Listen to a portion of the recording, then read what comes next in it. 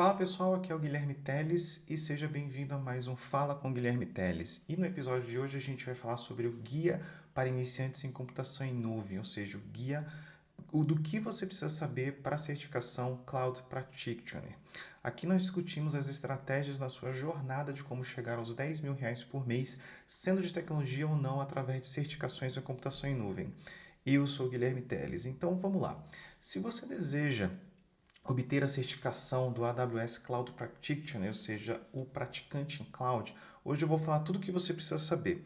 Apenas lembrando que aqui no canal tem uma playlist de iniciante em cloud, que é focada em você que não sabe absolutamente nada de tecnologia, nada de computação em nuvem e quer ter o salário de R$ 10.000 por mês e não sabe por onde começar. Esta série é ótima para quem deseja um guia de estudo simples e direto para iniciar o seu aprendizado sem investir em nada, apenas o seu tempo. Então vamos lá. Primeiramente, o que é computação em nuvem? Vamos começar pela definição. Então, é uma entrega sob demanda de recursos de tecnologia, como por exemplo servidores, armazenamento, bancos de dados e outros tipos de aplicativo, por meio de uma plataforma de serviços em nuvem pela internet com preços pré-pagos, tá bom? E aí a gente tem a Amazon Web Services, também chamada pela galera de AWS. Então, a AWS ela possui e mantém o hardware conectado à rede necessário para os serviços de aplicativos. E aí, o que você faz? Você provisiona e usa o que você precisa por meio do aplicativo da web. Você literalmente acessa o serviço que você precisa pelo seu próprio navegador, pelo seu browser. Então vamos falar as 6 vantagens de uso da computação em nuvem hoje, por que tantas empresas, desde 2019, 2020, ali na pré-pandemia e mesmo no pós-pandemia, têm acelerado a sua ida para a nuvem, tá? Então vamos começar. A primeira e grande vantagem sempre acaba sendo financeira, então você acaba trocando despesas de capital por despesas variáveis, então você paga apenas pelo que você usar e quando você usar, você não precisa comprar servidores com antecedência. Então você acaba tendo o quê? Você trocando, né, realmente a despesa de longo prazo, uma despesa de alto investimento por uma despesa praticamente operacional, como se fosse um uso de uma conta de luz. Você pode se beneficiar também de enormes economias de escala, ou seja, você obtém preços mais baixos, fazendo com que a AWS agregue serviços entre os clientes. Então, quando você realmente tem um grande número de pessoas indo para a computação em nuvem, você acaba tendo realmente uma grande economia de escala. Você para no terceiro item de adivinhar a capacidade. Então, o que é isso? Quando você ia para o conceito antigo, o conceito de data center antigo, você tinha que realmente tentar adivinhar quanto de processamento, quanto de memória, quanto de espaço em disco você precisava para comprar um determinado servidor. Com o advento da computação em nuvem, você evita ter recursos que não está utilizando, ou seja, a subutilização ou ficar sem recursos, a superutilização. Então, literalmente, você consegue ajustar o que você precisa diretamente na computação em nuvem. Ou seja, se você precisa de mais CPU, você vai conseguir alocar. Se você precisa de mais memória, você vai conseguir alocar. Quarto ponto, aumenta a velocidade e a agilidade. Ou seja, os recursos eles estão disponíveis com um clique de botão para que você possa experimentar. Então, literalmente, você tem um menu de serviços de tudo que está à sua disposição. Quinto, você para de gastar dinheiro executando e mantendo data center. Então, você se concentra literalmente no seu negócio ao invés de manter a sua infraestrutura. Lógico, ainda existe uma outra empresa que quer manter o seu rack lá no seu escritório, existe. Mas hoje em dia é muito menos necessidade que você tem de estar fazendo esse tipo de investimento. Você literalmente precisa de um link com a internet, ou seja, uma conexão com a internet, e você começa a utilizar os seus servidores e os seus aplicativos em minutos. E entra o sexto ponto, que é justamente você tornar-se global em minutos. Você implementa em várias regiões para que seja mais rápido em qualquer lugar do mundo. Hoje, a AWS, como principal provedor de nuvem, ela está presente em praticamente várias localidades e vários continentes hoje e você não tem problema realmente de ter um cliente vai na Austrália, na Alemanha ou em qualquer outro lugar do mundo, porque a sua latência diminui. E agora a gente vai falar dos 3 tipos de computação em nuvem. O IaaS, que é a infraestrutura como serviço, o PaaS, que é a plataforma como serviço, e o SaaS, que é o software como serviço. certamente você já utiliza ou já utilizou algum deles e você nem percebeu, tá?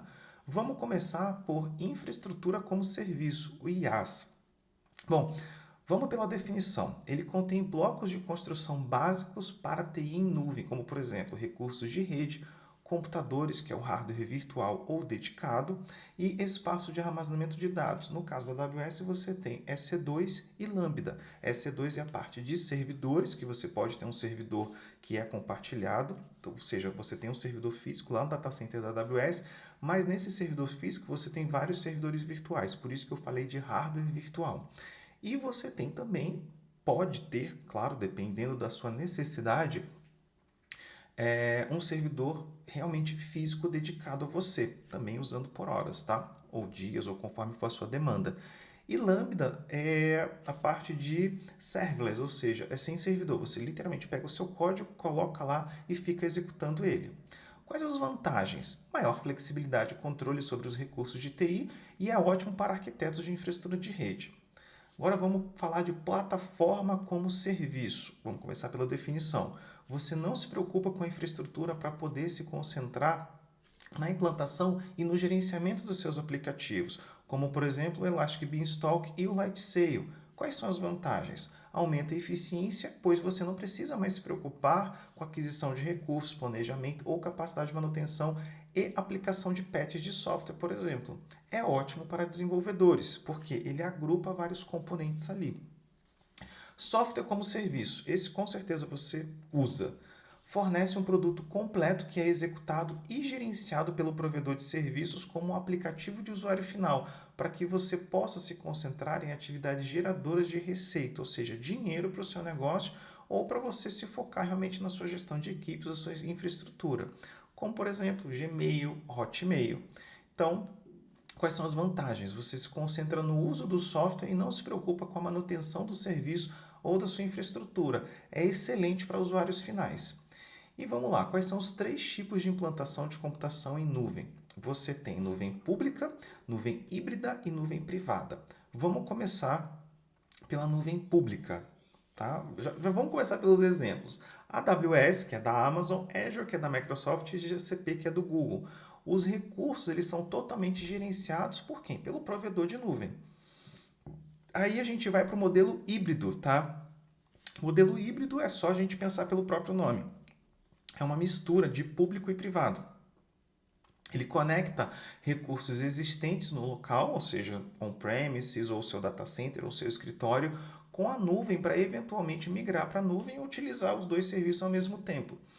Exemplos, né? Você tem um site de nuvem pública enquanto as informações do funcionário continuam na nuvem privada. Por exemplo, alguns dos dados que você ainda não se sente seguro em enviar para a nuvem.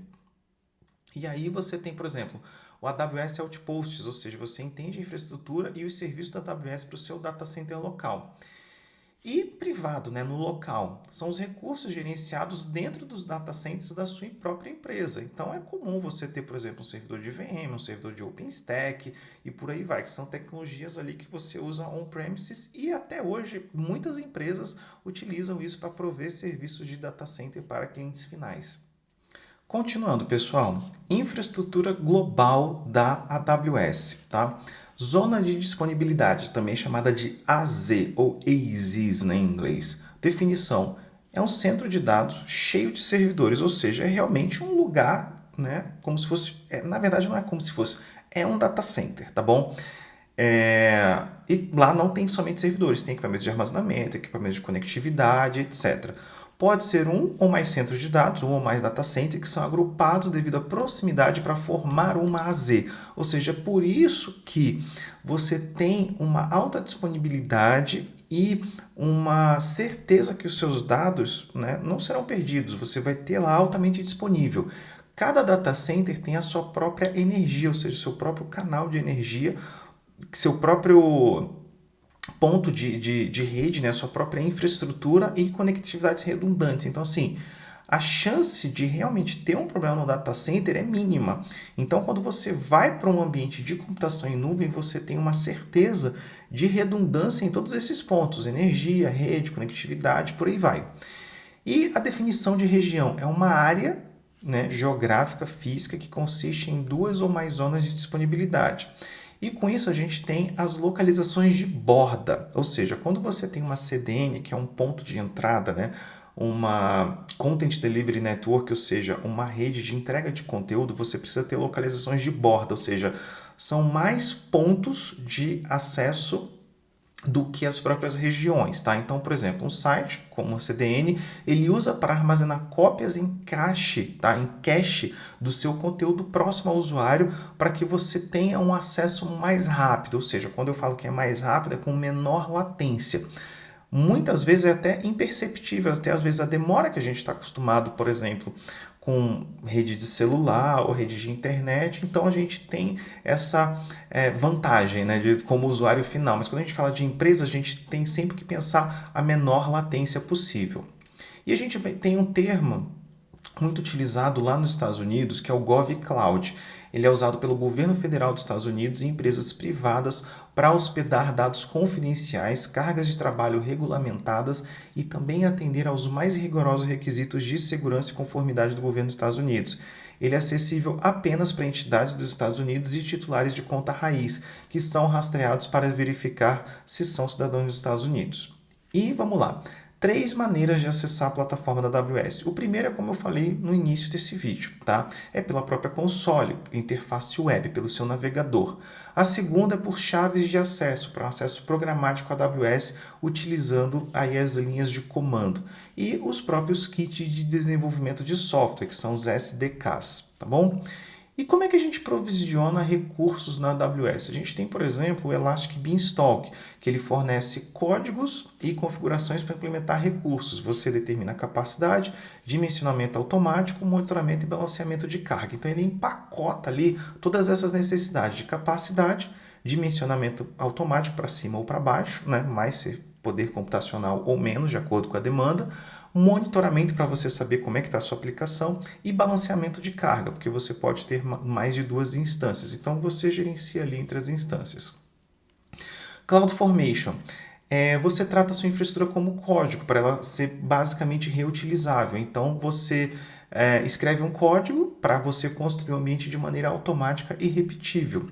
Ah, Guilherme, escrevi código e tal, eu não sou desenvolvedor, não conheço, é complicado. A linguagem, gente, para infraestrutura como código é uma linguagem declarativa, ela não é uma linguagem estruturada, por exemplo, como programação. Então, não fiquem com medo disso, tá bom? Eu não sou programador e eu não tenho tanta dificuldade com isso, mas não quer dizer que você vai usar isso no seu dia a dia. Então, vamos lá. 4 coisas a considerar antes de selecionar uma região. Primeira coisa, ler sobre a questão de dados. Então, os dados podem ser obrigados a permanecer em uma determinada região, dependendo da regulamentação que você tem que atender para o seu negócio, tá bom? Pensa como segundo ponto a latência para o seu usuário final, então seleciona a região mais próxima dos seus usuários para um acesso mais rápido. Os serviços da AWS necessários, então seleciona uma região que contém os seus serviços necessários. Os serviços geralmente são implementados em US East 1, que é Virgínia, ou seja, você tem sempre 3 regiões por básico que são as mais baratas e onde tem os melhores recursos da AWS, que é Virgínia, Oregon e Ohio, salvo engano. Com certeza Virgínia, tá bom? E o preço, né? Os custos dos serviços variam de região para região, então é importante você estar pesquisando isso para você não pagar mais, tá? Então você balancear. Poxa, a latência aqui não é tão alta, mas o preço aqui é muito mais em conta para você iniciar o seu negócio ali, tá? E vamos lá, como é que a nuvem reduz custos? Primeiro, você só é cobrado pela infraestrutura que você usa se você dimensionar adequadamente os seus recursos. Então, você realmente ajusta, né? Você regula para o que realmente você precisa. Segundo, a infraestrutura e a implantação são automatizadas. Lembra da infraestrutura como código e também a facilidade que você tem. Terceiro, você não precisa gastar tempo para a conformidade porque a própria AWS ela te fornece. A AWS ela atende a requisitos praticamente globais e de determinadas regiões para compliance, para auditoria e mesmo para segurança. Então você não precisa se preocupar com isso porque a própria AWS ela garante isso a nível de data center e infraestrutura. Só que lógico, lembra do modelo de responsabilidade compartilhada. Não é porque a nuvem garante segurança que tudo que você coloca lá está seguro. Não é bem assim. Você também é responsável por verificar todas as questões de backup, do que você expõe, como é que é feito os acessos e etc. Não é porque você mandou para a nuvem que está seguro. Não pense dessa maneira. Você tem, por exemplo, serviços gerenciados para banco de dados, para microserviços e por aí vai, como por exemplo RDS, DynamoDB, ECS, EKS. Continuando, pessoal, vamos lá. Para otimizar custo, tá? É bom você definir sempre o tamanho certo dos seus servidores, das suas instâncias, dos seus aplicativos em nuvem. Elasticidade, você constrói para poder expandir e encolher, né, com base no uso do tráfego ou da sua necessidade. Você aproveita a variedade de opções de compra, ou seja, capacidade reservada, instâncias spot, etc.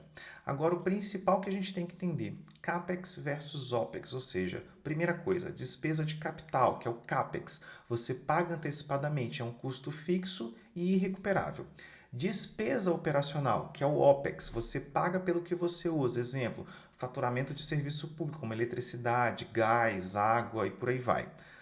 Como é que você projeta a sua arquitetura para a nuvem? Você projeta para falha, desacoplar componentes versus uma arquitetura monolítica, ou seja, de repente de um só servidor, ou um servidor para várias aplicações, já vi isso acontecer. Você implementa elasticidade na nuvem versus local e você pensa em paralelizar, ou seja, você realmente começa a ter é, componentes, né, individuais, mas trabalhando em paralelo, ou seja, pode ser vários servidores ou vários tipos de implementação de uma mesma aplicação. E você implementa com certeza, né, a elasticidade, ou seja, escalar para cima ou em vertical. Você aumenta, por exemplo, a quantidade de memória RAM, CPU em uma máquina virtual, ou você expande, ou seja, horizontalmente, você adiciona várias máquinas virtuais por trás de um balanceador de carga. E aí você tem os componentes em estado, que são serverless, por exemplo, Lambda, você executa um algoritmo para fornecer um resultado e esquece que perguntou depois, é muito mais fácil de escalar. Componentes stateful, ou seja, o cookie de um login no navegador, mas você quer saber quando o usuário está vendo. Então você armazena os dados, por exemplo, em um banco de dados, ou seja, é persistente. Você também tem processamento distribuído, como por exemplo o Elastic MapReduce, que ele usa várias instâncias EC2 para processar grandes quantidades de dados para reduzir o tempo de processamento de dados. Lembra que eu falei processamento em paralelo. E automação de implementação. Então você gerencia e implanta serverless sem problema nenhum ou mesmo utiliza a infraestrutura como código. E os seus recursos eles podem ser instanciados de maneira repetível, ou seja, você pode colocar script de inicialização como bootstrapping, ou seja, você não fica configurando manualmente vários servidores todas as vezes, e você tem as chamadas Golden Images, que são o seguinte, depois que você instala um servidor propriamente, configura, deixa ele todo certinho do jeito que você precisa, você vai lá e tira uma foto daquilo, né? Você empacota aquilo numa imagem que você pode fazer deploy dessa imagem várias outras vezes. Agora vamos ir para a nossa tela, né, para alguns slides para vocês entenderem alguns outros assuntos também muito importantes. Então vamos lá, pessoal. O que realmente cai na prova iniciante da AWS, que é o exame Cloud Practitioner, tá?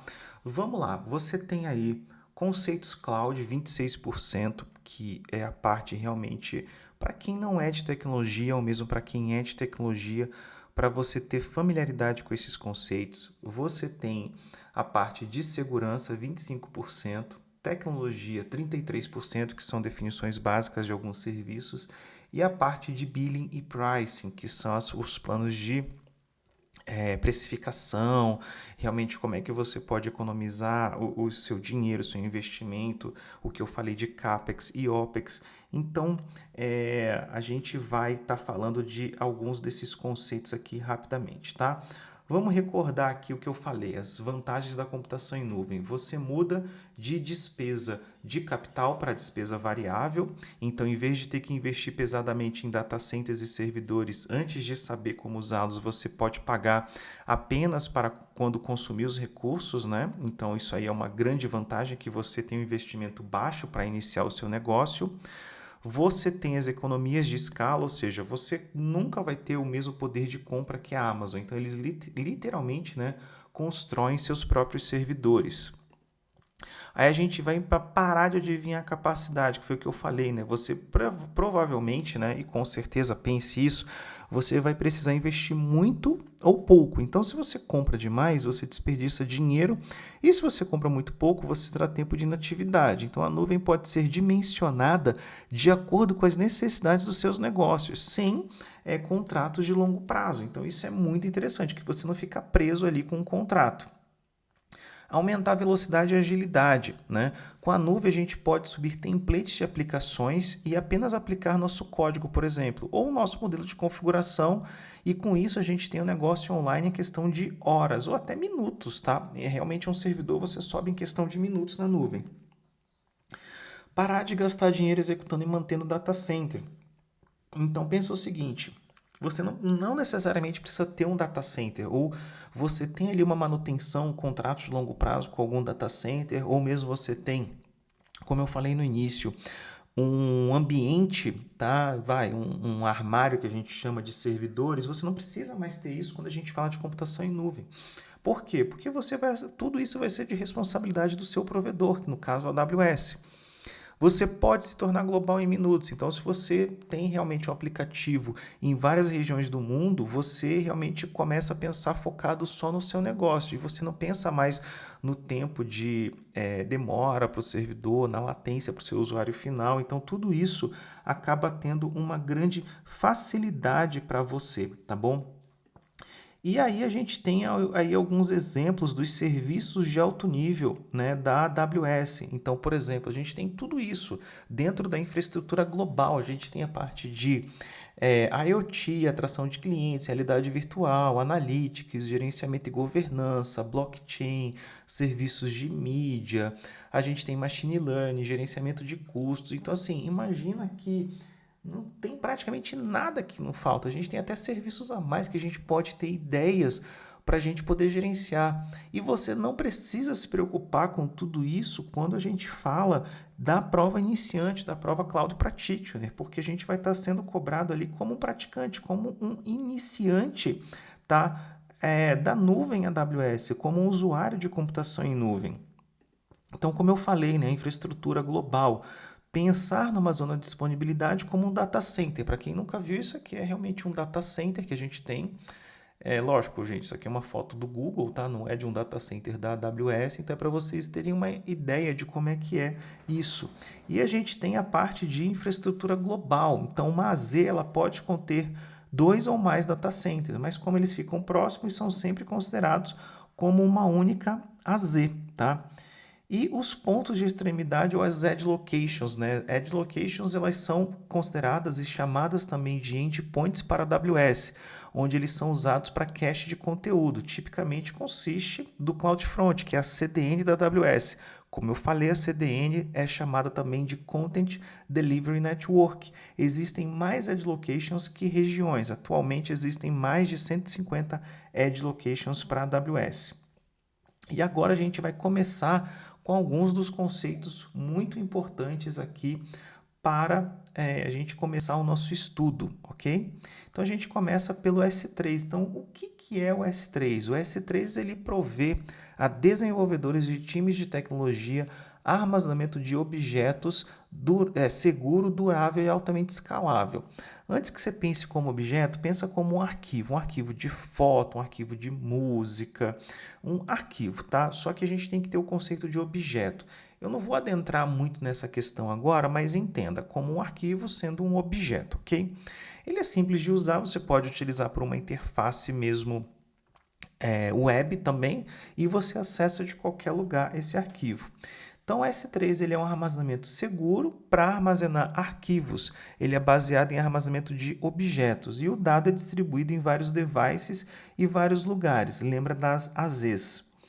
E o básico do S3, né? O S3 ele é baseado em objetos, isso quer dizer que ele permite o upload de qualquer arquivo. E um único arquivo ele pode ter de 0 bytes até 5 teras. E o armazenamento ele é virtualmente ilimitado. Então, o tanto que você precisar, você pode ir provisionando ali.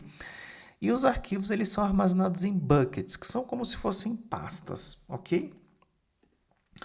Aí, um outro conceito um pouco mais técnico, mas é importante a gente pontuar aqui, que é o seguinte: o S3 ele tem um namespace universal. Isso quer dizer que os nomes eles devem ser únicos e de forma global.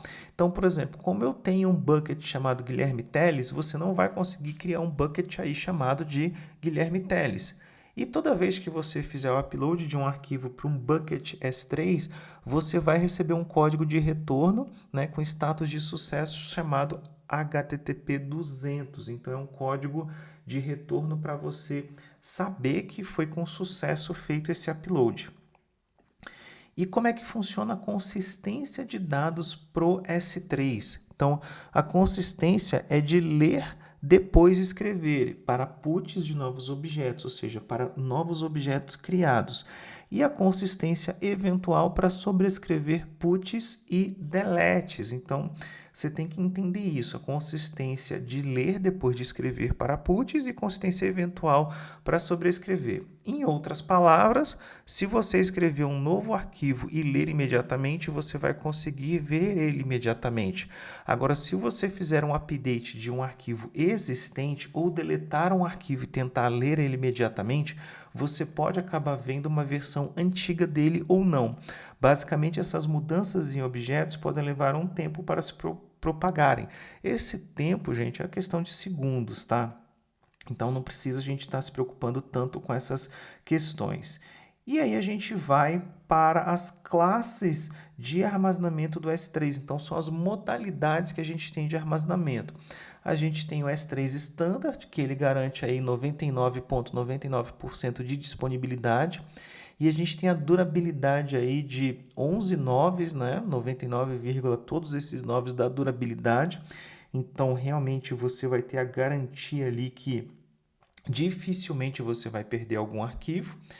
E o armazenamento é redundante entre múltiplos devices em múltiplos locais de armazenamento. Lembra o conceito das AZs, ok? A gente tem o S3 Infrequent Access, que são para acessos infrequentes, ou seja, para dados que não são tão acessados, mas requerem um rápido acesso quando necessário. Tem um custo inferior ao S3 Standard, mas você pode ser cobrado por taxas de recuperações adicionais se você ficar requisitando arquivos toda hora. A gente tem o S3 One Zone IA, que ele fica só em uma zona de disponibilidade. Então, é para quando você quer uma opção ainda mais barata para arquivos que são acessados infrequentemente. Então, eles também não requerem muitas zonas de disponibilidade. E aí a gente tem a classificação inteligente, então que é uma classificação relativamente nova, que ele é projetado para otimizar custos, movendo dados automaticamente para a camada de acesso mais econômica, sem impacto no desempenho ou sobrecarga operacional. E aí a gente vai para um armazenamento aí de duas categorias bem baratas, que é o Glacier e o Glacier Deep Archive. Ou seja, é realmente para backup de longo termo, né? Que é aquele backup que você realmente não vai precisar diretamente. É um backup que você pode deixar lá tranquilamente por até alguns anos, ok? E aí a gente vai avançar em alguns outros conceitos só para a gente não deixar de tocar aqui. Aí a gente vai para o conceito de EC2, ok? Então o que é o EC2? O EC2, que é o Amazon Elastic Compute Cloud, ele é um serviço da web que fornece capacidade de computação redimensionável na nuvem. Então quer dizer o quê? Que o EC2 ele reduz o tempo necessário para obter e inicializar novas instâncias de servidor em minutos, permitindo que você reduza rapidamente a capacidade, tanto para cima quanto para baixo, conforme os requisitos mudam. Então, é como eu falei no início, você para de adivinhar capacidade. Então, você acaba tendo essas vantagens para as questões de realmente gastar dinheiro demais com um servidor, digamos, muito grande que você não usa. E aí a gente vai para as questões de quê? De banco de dados. Então, o que é um banco de dados relacional? Os bancos de dados relacionais, eles são praticamente o que usamos hoje. Eles estão presentes aí desde os anos 70. Pensa numa planilha Excel. Ele é um banco de dados, tá? Então, você tem aí tabela, linha e campos ou colunas. Então, realmente essa a ideia que a gente tem que ter. E quais são os tipos de banco de dados que a gente tem disponíveis para a gente usar na AWS. Então a gente tem esses tipos aí, esses sabores, que é o SQL Server, Oracle, MySQL Server, o Postgre, o próprio Amazon Aurora, ou seja, a Amazon também tem o próprio banco de dados dela, o MariaDB. Então, para cada um deles, a gente tem aí o suporte no RDS. Um outro conceito importante quando a gente fala da parte computacional para a prova Cloud Prediction é o conceito de multi-AZ versus read replicas. Então, vamos lá. O RDS, que é a parte de banco de dados, ele tem duas funcionalidades principais. A gente tem o multi-AZ, que é para recuperação de desastres, e tem as réplicas de leitura, que são para performance, ok? Então, isso é muito importante a gente ter em mente. E aí, qual que é a diferença aí entre a computação tradicional e a computação em nuvem? Então, os ativos de TI eles são provisionados como recursos, global, então está sempre disponível com capacidade escalável. A gente tem que os serviços gerenciados são de alto nível, tem por padrão, né, a visão ali de segurança e direcionado para custos. Então, a gente tem sempre essa provisão, né, que não tem como pensar muito em gastar, a gente pensa sempre em economia. Então, isso é muito interessante. E a gente vem para escalabilidade, então escalar sempre para cima quando tem necessidade, escalar para o lado, ou seja, adicionar servidor. A gente tem que as aplicações são stateless, que a gente pode estar utilizando, componentes stateless também, distribuição de carga para vários nós, implementação, né, de afinidade por seção e o processamento distribuído. E, né, a gente tem aqui alguns conceitos muito importantes, que é a parte de monitoramento, que é feito com o CloudWatch, que é um serviço de monitoramento, logicamente, para monitorar os seus recursos. Ele é focado em performance. Então, sempre que você pensar em monitoramento de performance, é o CloudWatch. Então, ele vai estar monitorando o quê? Instâncias EC2, grupos de auto-scaling, que é quando você quer adicionar mais servidores, load balancer, checagem de saúde de registros no Route 53, que são registros DNS, volumes, né, EBS, Storage Gateway, CloudFront e por aí vai, tá? E aí a gente tem o CloudTrail. O CloudTrail, ele realmente tem um outro foco, ele aumenta a visibilidade para chamadas de API. Então, ele registra ali as atividades, por exemplo, IP de origem, IP de destino, quem fez, quem não fez alguma coisa. Então, é realmente focado em segurança e auditoria. Então, se você tiver que comparar, o CloudWatch ele vai monitorar performance e o CloudTrail ele vai monitorar chamadas de API feitas na plataforma da AWS, ok? E aí, como a gente já falou da parte de precificação, tá? A gente vai estar vendo uma coisa muito interessante aqui, que é o Free Tier. Para ajudar os novos clientes da AWS a começar na nuvem, a AWS ela oferece um nível gratuito, ou seja, se você é um novo cliente da AWS, você pode executar uma instância micro gratuita do Amazon EC2 por um ano e também aproveitar um nível gratuito de serviços, né, como por exemplo o Amazon S3, os discos EBS, balanceamento de carga, transferência de dados, entre outros. E aí alguns serviços grátis, a gente tem VPCs, o Beanstalk, que é o empacotamento, o CloudFormation, que é a infraestrutura como código, a gestão de identidade e acesso, então você não vai pagar por quantidade de usuários ou permissionamento, etc. Escala automática e o faturamento. Tá? Então é muito interessante a gente estar olhando com detalhes todas essas questões. Ok, pessoal? Então, pessoal, eu espero que vocês tenham gostado, tá? Esse realmente é um vídeo para iniciantes na AWS, para você entender o que você pode fazer e como começar a estudar. Só lembrando, tem a playlist de iniciantes da AWS e também tem um e-book lá no meu site. Então, se você tiver alguma dúvida, alguma sugestão, só deixar o seu recado aqui nos comentários. Muito obrigado e um grande abraço.